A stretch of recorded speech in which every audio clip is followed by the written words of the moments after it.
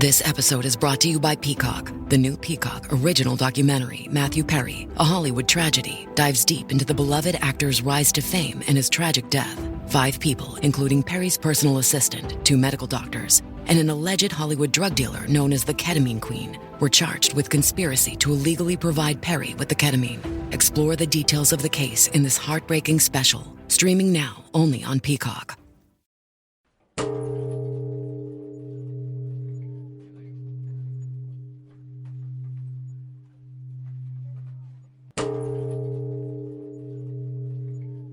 En la mitología japonesa, los Oni son criaturas fascinantes que han poblado las leyendas y el folclore durante siglos. Estos seres, a menudo comparados con demonios u ogros en la tradición occidental, poseen una apariencia imponente, figuras humanoides de gran tamaño, con piel de colores vibrantes como rojo, amarillo, negro, azul o verde, y caracterizadas por 1 o 2 cuernos que emergen de sus cabezas. Su vestimenta típica incluye taparrabos, confeccionados con piel de tigre, y suelen portar garrotes de hierro, conocidos como kanabo, símbolos de su descomunal fuerza.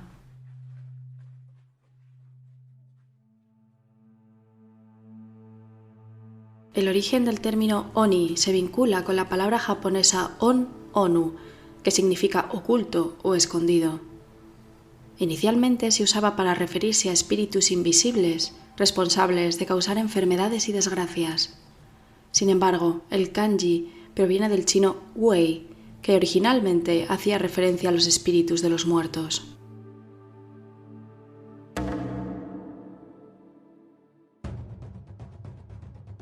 En el folclore japonés son conocidos por su fuerza sobrehumana y su naturaleza maligna, manifestada en su propensión al asesinato y el canibalismo.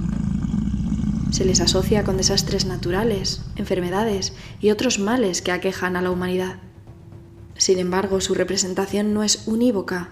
En algunas narraciones actúan como protectores o incluso ayudan a personas justas, mostrando una dualidad que enriquece su carácter en la mitología.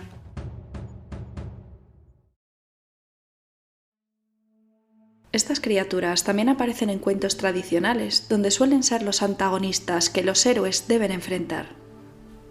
Además, en el teatro no existen máscaras específicas para representarlos. También festividades como el Setsubun reflejan la influencia de los Oni en las tradiciones culturales. Durante este festival se realizan rituales para ahuyentar a estos demonios y atraer la buena fortuna, lanzando granos de soja mientras se proclama «fuera demonios, dentro la fortuna». La figura del Oni ha evolucionado a lo largo del tiempo, adaptándose a las distintas corrientes culturales y religiosas de Japón. Su presencia en la literatura, el arte y las festividades representa tanto temores profundos como aspectos de protección. Así, los Oni continúan siendo una parte integral y viva de la mitología japonesa.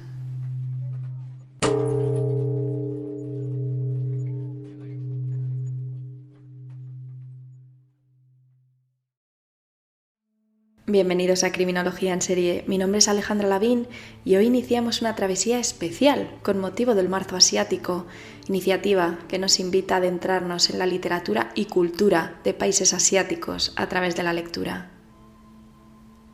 La criatura que protagoniza la introducción del episodio de hoy da nombre al libro en el que se basará este especial. Nos sumergiremos en Oni, crimen real en el Japón contemporáneo, de Javiera Vega Tapia, del cual hemos seleccionado 4 de los 15 casos que presenta. Desde asesinos en serie hasta crímenes juveniles, cada capítulo nos ofrece una perspectiva única sobre estos hechos. Durante este mes, cada jueves, viajaremos a los rincones más oscuros del país del sol naciente, explorando crímenes que han dejado una marca indeleble en su historia. ¿Y qué mejor manera que presentar el caso que vamos a tratar hoy, de la mano de la propia autora de este fascinante libro? Vamos a escuchar a Javiera Vega Tapia. Hola, soy Javiera Vega Tapia, autora de Oni, crimen real en el Japón contemporáneo. En esta ocasión estamos hablando de uno de los casos más desgarradores que aparecen en mi libro, el de los niños abandonados de Sugamo. Desde el momento que comencé a escribir, supe que tenía que incluirlo. Mi primer acercamiento a esta historia fue a través de la película Nobody Knows de Hirokazu Koreda. La verdad es que la vi sin saber realmente de qué trataba, hasta que la realidad de lo que estaba ocurriendo con estos niños se volvió imposible de ignorar.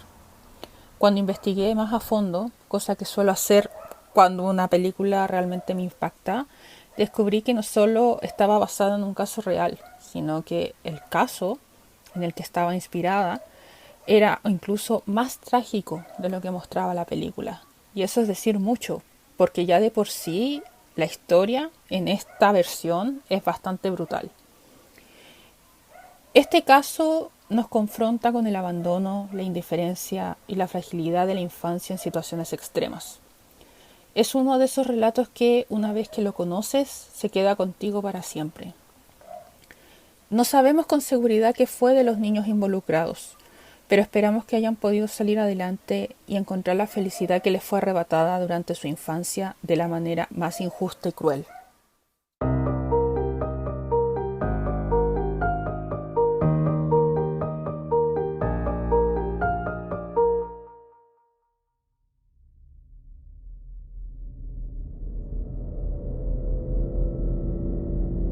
Hoy nos adentramos en la sección dedicada a los casos indignantes, aquellos que, como los define Javiera, causaron un gran revuelo en la sociedad japonesa por la injusticia de su desenlace. Vamos a comenzar esta historia leyendo un extracto del libro, donde da comienzo el capítulo sobre el caso de los niños abandonados de Sugamo. En el 2004, el renombrado director japonés Hirokazu Koreda estrenó un film titulado Nobody Knows. Con su usual estilo íntimo, pero al mismo tiempo emocionalmente brutal, esta película narra los pormenores de 4 menores de edad que son abandonados por la madre en un pequeño departamento en Tokio. El hermano mayor, Akira, con apenas 12 años, se las arregla para mantener el orden en el hogar y alimentar a sus hermanos menores a fuerza de puro ingenio y cariño. Otro director habría convertido esta historia en un drama edificante de cómo los humanos, y sobre todo con el amor de la familia, logran superar la adversidad. Sin embargo, hay una razón por la que Nobody Knows es uno de los trabajos más recordados de la carrera de Koreda. Aunque parece que los niños serán capaces de sobrevivir, la realidad se hace evidente a un ritmo doloroso. El poco dinero que la madre deja apenas les alcanza para comer, así que solo es cuestión de tiempo antes de que los niños se queden sin agua y gas. Tampoco se ha pagado la renta del departamento, por lo que la amenaza de ser desalojados se hace cada vez más inminente. Akira trata de mantenerse firme en seguir las indicaciones de su madre, de no decirle a nadie lo que sucede. En parte porque teme separarse de sus hermanos si son enviados a un orfanato, y también porque una pequeña parte de él cree que todo mejorará si lo siguen intentando. Lamentablemente, las consecuencias de dejar a un niño a cargo de otros niños son inevitables y, en última instancia, fatales. Es posible que Koreda haya decidido tomar esta ruta narrativa tan desoladora no por capricho artístico, sino más bien por un deseo de retratar el sufrimiento de las personas involucradas en el caso que inspiró esta película. Así es, Nobody Knows. Es un relato ficcionado de un crimen ocurrido en Japón en 1988, en Sugamo, Tokio.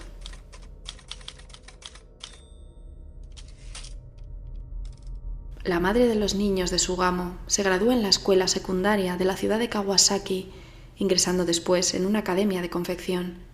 Pero su verdadera pasión siempre ha sido otra, el entretenimiento, y más específicamente la música. Sueña con ser cantante, con encontrar su lugar en el mundo del espectáculo. Con este objetivo en mente, acude a una productora y consigue firmar un contrato temporal con una discográfica. Bajo un nombre artístico graba y lanza algunos temas, pero a pesar de sus esfuerzos, la popularidad nunca termina de llegar. Después de unos 2 años y al no ver los resultados esperados, decide dar por terminada su carrera musical y comienza a trabajar en una tienda departamental. Es aquí donde conoce a un hombre con quien rápidamente inicia una relación. No pasa mucho tiempo antes de que se quede embarazada y aunque desea formalizar la relación, sus padres se oponen al matrimonio. En medio de esta tensión familiar, el niño es dado en adopción una vez nace, pero a pesar de todo, ella y su pareja siguen adelante, juntos. Deciden mudarse a Tokio, donde comienzan una nueva vida, pero en el proceso ella pierde todo contacto con su familia. A pesar de las dificultades, la pareja decide dar un paso más allá y rellenan el registro matrimonial.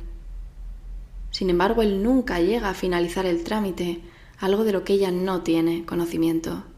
Cree que están casados y que todo está en orden.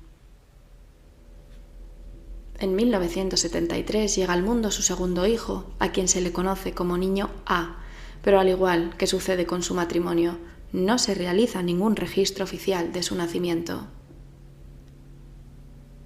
Esto se debe probablemente a la ausencia de un registro familiar, donde poder inscribirlo, lo que terminará influyendo en el curso de los acontecimientos de nuestra historia. En 1979, el padre desaparece por completo de las vidas de su pareja y su hijo. Se dice que por haber contraído ciertas deudas. La revelación llega cuando niño A está a punto de comenzar la escuela primaria y la familia no recibe ninguna notificación de las autoridades al respecto. Al indagar sobre el asunto, la mujer descubre no solo que nunca ha estado casada con el padre de su hijo, sino que además el niño no ha sido registrado oficialmente, adquiriendo así el estatus de Mukosekisha. Vamos a explicar brevemente qué significa este concepto, de nuevo de la mano de Javiera y su libro. En el idioma japonés existe el término Mukosekisha, el cual hace referencia a personas que son burocrática, administrativa y legalmente invisibles. Cuando un niño nace, este debe ser incorporado en el registro del hogar, Koseki, un documento oficial que identifica al individuo como japonés. No importa si se trata de una pareja casada o un padre soltero, se debe reportar el nacimiento del niño en un plazo de 14 días en una oficina municipal. Sin embargo, existe una parte de la población que no está inscrita en dicho registro. Según los datos correspondientes al año 2017 del Ministerio de Justicia, 1.305 japoneses viven en este vacío legal, el cual no les permite acceder a servicios legales como seguro de salud, registro matrimonial, certificación de residencia e incluso acudir a una escuela. Entre las razones por las cuales una madre no quisiera realizar este trámite se encuentran impedir el derecho legal de un padre a reclamar la paternidad, dado que, si siguen casados, el menor inmediatamente es reconocido al ser inscrito en el Koseki. Muchas mujeres que desean escapar de una relación abusiva prefieren no registrar al niño para que el padre abusador no esté al tanto de su existencia o no pueda tener control de éste en términos de custodia y visitas. Por otra parte, en algunos casos, incumplir este proceso se trata de un acto de irresponsabilidad y falta de sentido común, más que de una decisión extrema. En este punto de la historia, la madre, por razones que aún desconocemos, además de no regularizar la situación de su hijo, comienza a llevar una vida marcada por la inestabilidad. Se dedica a la prostitución y al robo mientras cambia constantemente de domicilio, intentando escapar de los problemas financieros que la acechan. En 1981 y 1984, la mujer da a luz a 2 hijos más, la niña B y el niño C, cada uno de un padre diferente. Sin embargo, al igual que con su primer hijo, no los registra oficialmente. En 1984 el niño C fallece, al parecer por causas naturales. pero al no existir ningún registro de su nacimiento, tampoco hay constancia oficial de su muerte. La madre sabe que sin documentos, informar a las autoridades podría traerle problemas, así que toma una decisión escalofriante. Envuelve el pequeño cuerpo en una bolsa de plástico con desodorante, lo introduce en una maleta y la esconde en un armario de su hogar. Para el mundo, el niño C nunca existió, y ahora tampoco su muerte puede salir a la luz. Con el tiempo, la mujer da a luz a 2 niñas más, la niña D en 1985 y la niña E en 1986, ambas de padres distintos y, al igual que sus hermanos, nunca son registradas oficialmente. A medida que la familia crece, la situación se vuelve aún más precaria. Ninguno de los niños está inscrito en el registro civil, lo que significa que a ojos del sistema no existen. Sin documentos, como hemos dicho, no pueden acceder a la educación ni a ningún tipo de asistencia. Como resultado, no asisten a la guardería y la responsabilidad de cuidarlas recae en el hermano mayor, el niño A, quien a pesar de su corta edad debe asumir el rol de protector y cuidador de sus hermanas menores. Para 1987, la familia se ha establecido en el barrio de Toshima, en el distrito comercial de Sugamo. La madre, buscando evitar problemas, oculta el número real de hijos en el momento de alquilar la vivienda y, una vez instalados, prohíbe salir a las niñas, pero no al niño a quien le indica que si le preguntan, debe decir que va al instituto Rikyo. Así mantiene a las niñas dentro de la pequeña casa en un ambiente de aislamiento total.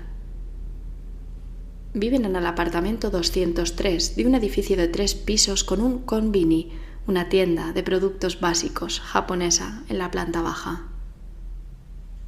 Para este momento, los niños ven cada vez menos a su madre. Ha conocido a un hombre casado, un comerciante de productos congelados al por mayor de unos 55 años. Pero hay algo más. A él le ha dicho que solo tiene un hijo, uno que ya está en la universidad, por lo que cuando su nueva pareja le propone mudarse a la prefectura de Chiba, ella no duda, dejando a las niñas a cargo de su joven hijo. En este punto de la historia, recordemos que estamos en el año 1987. El niño A tiene 14 años, la niña B 6. El niño que murió, el niño C, debería tener 3 años. Las pequeñas, la niña D y la niña E, no se sabe muy bien qué edad tienen cuando se marcha su madre. Tendrán entre 1 y 2 años de vida. La mujer se va en otoño de 1987. Antes de irse les deja su dirección y un número de teléfono, según sus palabras, por si hubiese algún problema. Al principio acude una vez al mes, dejándoles unos 50.000 yenes para los gastos, lo que equivaldría más o menos a unos 300 euros. Además, de vez en cuando hace llamadas telefónicas y cita a su hijo mayor, el niño A, en una hamburguesería cercana a la estación de Nishi-Sugamo. Pero su presencia no dura demasiado. Con el tiempo las visitas se espacian, las llamadas se vuelven menos frecuentes, hasta que para mediados de enero de 1988 simplemente deja de atenderles. Así el niño A, quien debería estar asistiendo a la escuela secundaria, haciendo vida normal, queda atrapado en un destino que nunca eligió. Sin derecho a la educación, sin supervisión, sin más opción que asumir el papel de cuidador de sus hermanas menores. Pero las cosas aún pueden ir a peor. El dinero que la madre les envía por correo certificado comienza a retrasarse cada vez más y en ocasiones solo manda pequeñas cantidades, como los 20.000 yenes que llegan en una de las últimas remesas, siendo esto todo lo que tienen para vivir. La situación se vuelve cada vez más desesperante para los niños, quienes con recursos limitados deben ingeniárselas para subsistir. Para marzo, la situación de los niños se vuelve insostenible. La madre deja de pagar el alquiler, los servicios y, casi lo más grave, deja de hacerse cargo de la alimentación de sus hijos. El apartamento 203, que ya era un espacio de encierro y privación, ahora se convierte en un lugar de total abandono. El niño A se ve obligado a sacar adelante a sus hermanas en medio de una situación cada vez más desoladora. Para alimentarlas recurre a la tienda de conveniencia en la planta baja del edificio, donde compra onigiri o ramen instantáneo. En ocasiones se ven obligados a comer arroz y carne crudos debido a que no tienen recursos para cocinar adecuadamente y la comida escasea. La vida en el apartamento se vuelve aún más difícil cuando la electricidad y el gas dejan de funcionar, lo que significa que no hay calefacción ni agua caliente. La vivienda se queda sin agua y sin dinero para poder solucionar la situación. La higiene de los niños se ve gravemente afectada. A las niñas pequeñas se les cambia el pañal una vez al día debido a la falta de ingresos. La falta de recursos, la pésima alimentación y la falta de higiene deterioran cada vez más el estado físico y mental de los menores, quienes viven sumidos en la miseria y el abandono. El adolescente con solo 14 años se ve abrumado por el peso de la responsabilidad que se le ha obligado a asumir. Aunque está profundamente preocupado por sus hermanas y hace todo lo posible para cuidarlas, la situación empieza a hacerle mella. La carga emocional y psicológica, como es lógico, se vuelve demasiado pesada y poco a poco comienza a desmoronarse a causa del estrés. Empieza a pasar cada vez más tiempo fuera de casa, buscando escapar de la realidad que lo rodea. Poco después de que se fuera su madre, en otoño, había conocido a 2 chicos de 12 años en una tienda de golosinas. Aunque le ofrecen compañía, no son precisamente la mejor influencia. Faltan a la escuela y se meten en problemas, pero para niño A, lo importante es que le dan la oportunidad de desconectar de su difícil vida y encontrar algún tipo de consuelo y pertenencia. A medida que la relación con ellos se estrecha, los chicos comienzan a pasar más tiempo en el apartamento 203, jugando a videojuegos, viendo la televisión y comiendo snacks. Niño A les permite hacer todo lo que quieran, lo que sea, para mantener su amistad y no sentirse tan solo. En su mente cualquier distracción, cualquier momento de alivio vale la pena, aunque su bienestar y el de sus hermanas se siga desmoronando cada vez más. Pero en esta situación, la tragedia no tardaría en llegar.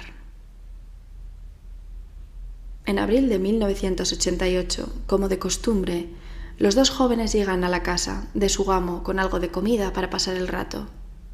Ese día no es diferente a los demás.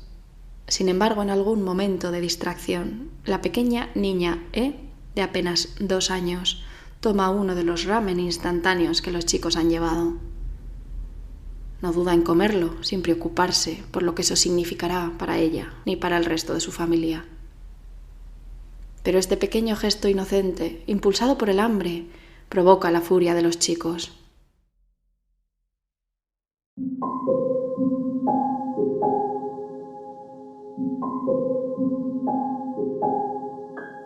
Ante la reacción de enfado de los jóvenes, la pequeña, asustada por la situación, se orina encima. Este acto, lejos de generar compasión, desencadena una ira aún mayor y uno de ellos reacciona con violencia hacia la niña. La lleva a la habitación contigua, la golpea y lanza varias veces desde lo alto de un armario.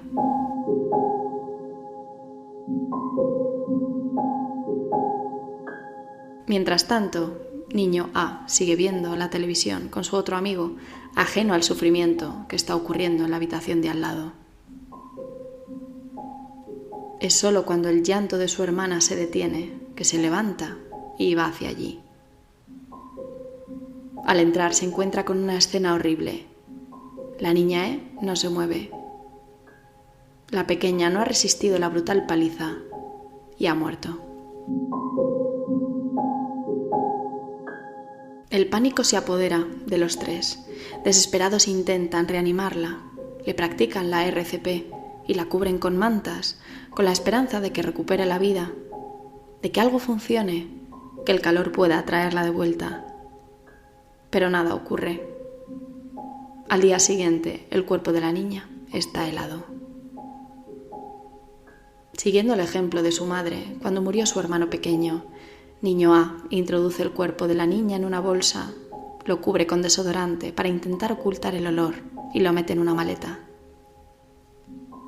Sin embargo, 5 días después, el terrible hedor de la descomposición se hace completamente inaguantable. Ante esta situación, niño A, junto con sus 2 amigos, deciden llevar el cuerpo en tren hasta una zona boscosa de Chichibu, en la prefectura de Saitama. Llegan a un parque y abandonan allí la maleta.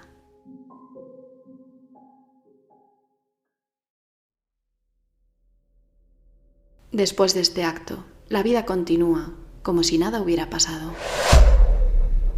En verano de 1988, el casero del apartamento 203, quien siempre había creído que allí vivía una madre con su hijo adolescente, finalmente pierde la paciencia. Desde hace tiempo ha notado que algo no está bien. No ve a ningún adulto por la zona. Los pagos del alquiler se habían retrasado y, lo más preocupante, la casa parecía ser el punto de encuentro para varios niños problemáticos. Ante esta situación, el hombre decide tomar cartas en el asunto y llama a la policía para que intervenga. El 17 de julio del 88, las autoridades finalmente entran al apartamento 203, donde se encuentran con un panorama lamentable. Los niños están visiblemente desnutridos, en un estado de completo demacramiento, y el lugar está en condiciones deplorables. Antihigiénico, sucio y caótico, con ropa y otros objetos esparcidos y un horrible olor que emana de restos de comida.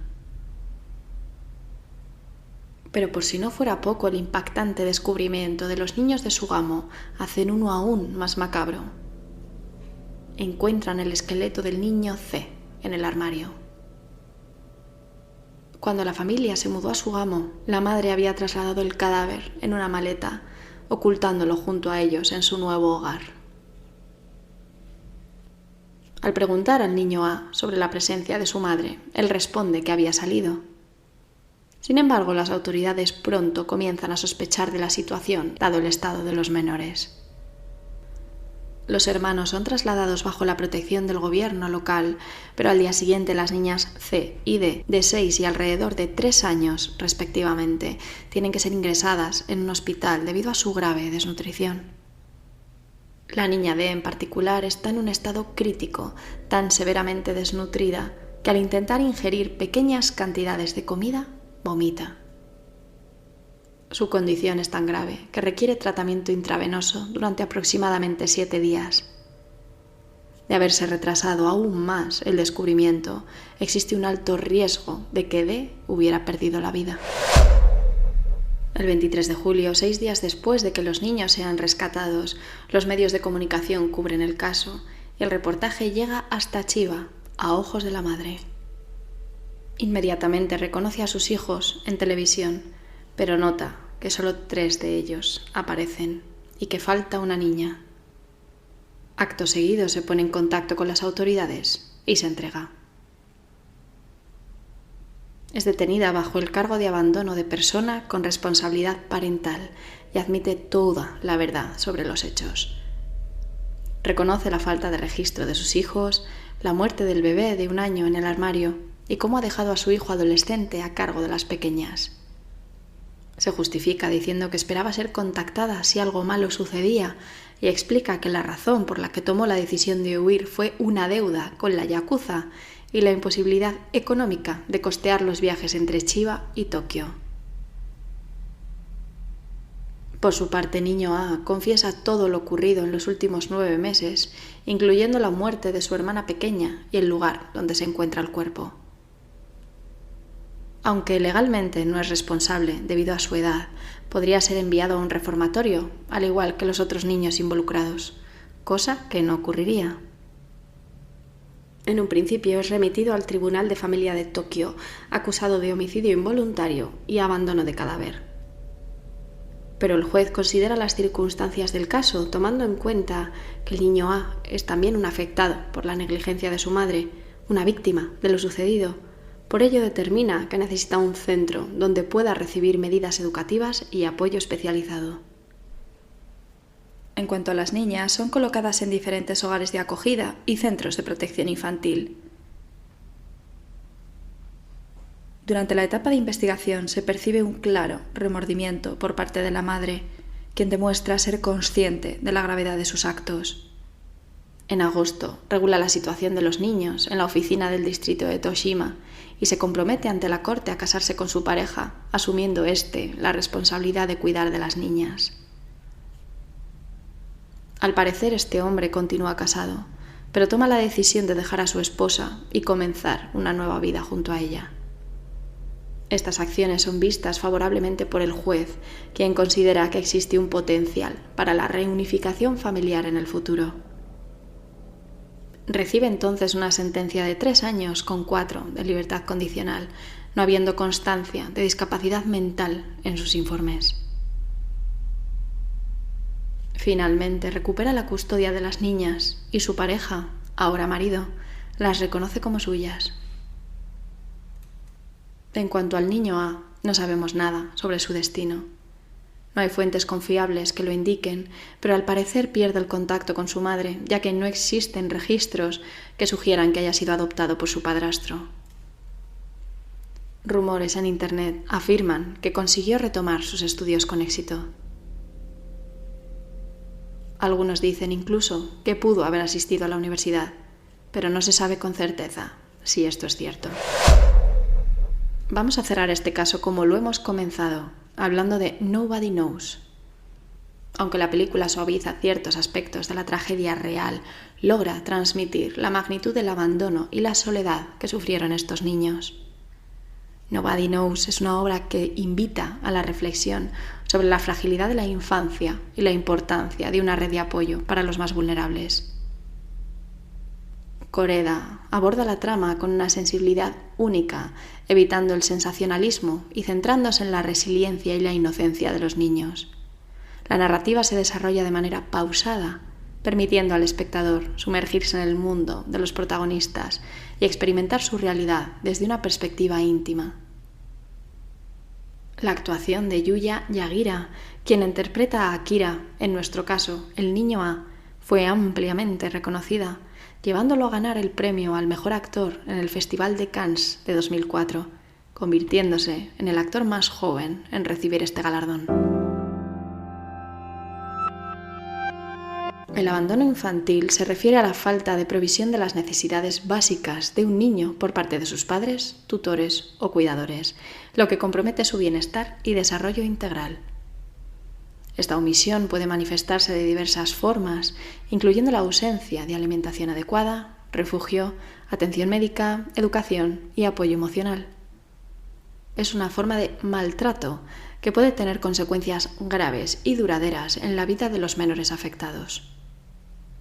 La Organización Mundial de la Salud define el maltrato infantil como los abusos y la desatención de que son objeto los menores de 18 años, abarcando todos los tipos de maltrato físico o afectivo, abuso sexual, desatención, negligencia y explotación comercial o de otra índole que dañe o pueda dañar la salud, el desarrollo o la dignidad del menor, o que pueda poner en peligro su supervivencia en el contexto de una relación de responsabilidad, confianza o poder. Como sabemos, en 1987 esta madre abandonó a su hijo mayor, niño A, de 14 años, junto a sus hermanas menores, dejándolos sin supervisión, sin recursos económicos y sin ningún tipo de apoyo emocional. Con el tiempo, el hogar en el que vivían se convirtió en un entorno insalubre, marcado por la desnutrición extrema, la falta de higiene y la ausencia de acceso a servicios básicos, sin las condiciones mínimas para su bienestar. Pero además, en el caso que nos ocupa, la negligencia se extiende hasta la falta de regularización de la situación legal de los menores, privándolos del acceso a servicios esenciales como la salud y la educación. El abandono infantil tiene efectos devastadores en la salud física y emocional de los niños. el desamparo puede conducir a trastornos psicológicos, problemas de socialización y comportamientos antisociales o delictivos. Varios estudios criminológicos han demostrado que la escasa supervisión de los padres, en este caso ausencia total, es una de las variables más fuertemente relacionadas con la delincuencia juvenil. Además, se ha señalado que los menores desatendidos pueden verse atraídos hacia grupos problemáticos que representan un escape de su entorno. Niño A tuvo que asumir el rol de cabeza de familia, cuidando a sus hermanas menores sin apoyo alguno. La presión de esta responsabilidad lo llevó a alejarse del hogar, pasando más tiempo fuera y buscando refugio en amistades problemáticas que le daban una sensación de pertenencia. Aunque eran conflictivos y propensos a los problemas, encontró en ellos compañía y una distracción de su dura vida familiar. En sus visitas al apartamento 203, normalizaron la falta de reglas y la ausencia de disciplina en el hogar. La influencia de este entorno terminó por empujar al adolescente hacia una situación extrema, culminando en la muerte de su hermana menor, en un episodio de abuso y negligencia. Esto concuerda con estudios que señalan que los niños que sufren abandono pueden desarrollar vínculos con grupos externos, muchas veces en entornos criminales o de marginalidad. La necesidad de aceptación y de pertenencia los hace vulnerables a la influencia de individuos que no necesariamente tienen un impacto positivo en sus vidas. En estos entornos, la ausencia de límites y estructura contribuye al desarrollo de comportamientos antisociales y a una mayor predisposición a la violencia. Como hemos mencionado, la escasa supervisión parental es una de las variables más fuertemente relacionadas con la delincuencia juvenil. Cuando un niño no cuenta con una figura de referencia estable, su comportamiento tiende a ser moldeado por el grupo con el que se identifica, lo que puede llevar a una normalización de la violencia y la desobediencia de las normas sociales. En este contexto, la muerte de la pequeña niña E es un claro ejemplo de cómo en un entorno de abandono extremo, la ausencia de valores, educación y referentes morales puede llevar a la normalización de actos de violencia y crueldad, donde el sufrimiento ajeno deja de generar empatía o reacción. Mientras la paliza ocurría, niño A no intervino, solo reaccionó cuando su hermana dejó de llorar y al ir a la habitación encontró su cuerpo inerte. Al notar que había muerto, el adolescente replicó un patrón aprendido de su madre. Colocó el cadáver en una maleta y lo dejó descomponerse durante días antes de abandonarlo en un bosque. La pobreza es la principal causa del abandono de menores. En sociedades con sistemas de bienestar social deficientes, las personas que no tienen los recursos económicos necesarios para criar a un niño tienen más probabilidades de abandonarlo, debido a la imposibilidad de cubrir las necesidades básicas. Además de la pobreza, los estudios sobre abandono infantil han señalado también como un factor la falta de redes de apoyo. Antes del año 2000, la legislación japonesa carecía de una definición clara sobre el abandono o la negligencia infantil. La percepción pública del maltrato hacia los menores se centraba en formas visibles de abuso físico, mientras que la negligencia no era ampliamente reconocida ni comprendida. No fue hasta la promulgación de la Ley de Prevención del Maltrato Infantil, en noviembre del 2000, que se permitió a las autoridades intervenir en casos de maltrato, incluyendo la posibilidad de separar a los niños de sus padres en contra de su voluntad cuando se considerara necesario para su protección. En muchos casos, el abandono infantil no se ha considerado una forma de abuso tan grave como otras formas de maltrato. No obstante, diversos estudios han demostrado que la negligencia severa puede ser incluso más dañina que el abuso físico o emocional, ya que priva al niño de todas sus necesidades básicas, lo empuja a situaciones extremas y puede desencadenar tragedias irreversibles.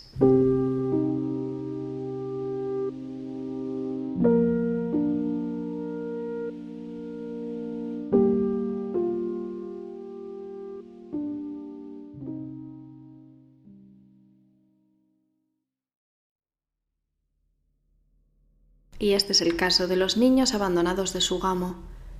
Caso sobrecogedor y estremecedor ocurrido en Japón, que revela las terribles consecuencias del abandono infantil, desde la falta de higiene hasta la muerte, ya sea por desnutrición o por las inevitables consecuencias de una situación marcada por la negligencia. En este punto es momento de dar las gracias a Javiera por permitirnos narrar algunos de los casos de su fascinante libro, así como su participación, su ayuda en el guión y aclaración de algunos puntos del caso, y por brindarme valiosos consejos y pautas. Os recomiendo encarecidamente haceros con Oni, Crimen Real en el Japón contemporáneo. Os aseguro que no os vais a arrepentir. Tenéis la reseña en el feed de mi Instagram. Y recordad, aún nos queda mucho por descubrir sobre True Crime japonés. No faltéis a la cita de la semana que viene. Gracias por escuchar otro episodio más de Criminología en Serie. Espero que os haya gustado y no olvidéis dejar vuestros comentarios, likes y suscripciones. Si queréis dedicarle alguna palabra o algún comentario a Javiera, estaré encantada de transmitírselo. Para quienes queráis apoyar el podcast de manera especial, pero no os convence iVoox o Spotify, recordad que también estoy en Patreon, donde tendréis acceso a todos los episodios exclusivos y a los demás sin publicidad. Podéis encontrarme en Instagram, TikTok, Twitter y Threads como Crimi en Serie. Además de iVoox y Spotify me tenéis en Podimo, Apple Podcast, YouTube Music y Amazon Music. No olvidéis visitar criminologiaenserie.com, donde encontraréis mis artículos sobre criminología y contenido adicional de algunos de los casos. Y si queréis estar más conectados, podéis uniros al canal de WhatsApp. El enlace está en la descripción del podcast o en las historias destacadas de Instagram y en la comunidad de iVoox. Soy Alejandra Lavín, esto es Criminología en Serie y os espero en un nuevo episodio de este especial Marzo Asiático, la semana que viene.